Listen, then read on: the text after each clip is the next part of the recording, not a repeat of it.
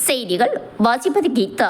காஞ்சிபுரம் மாவட்டம் வாலாஜாபாத் மேற்கு ஒன்றியம் நீர் வல்லூர் அத்திவாக்கம் ராஜகுளம் சிங்காடிவாக்கம் பகுதியில் காஞ்சிபுரம் வேட்பாளர் வி சோமசுந்தரம் இவரை பெண்கள் ஆரத்தி எடுத்து வரவேற்றனர்.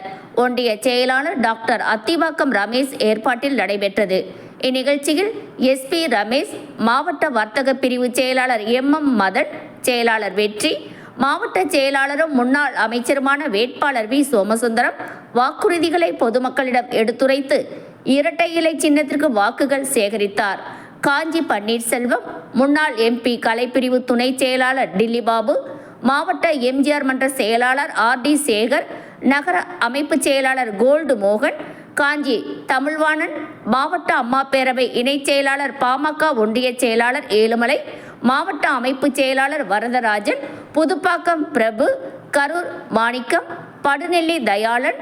இதில் NDA கூட்டணி பாமக, பாஜக உள்ளிட்ட தோழமை கட்சி தலைவர்கள், பொறுப்பாளர்கள் பலர் கலந்து கொண்டனர்.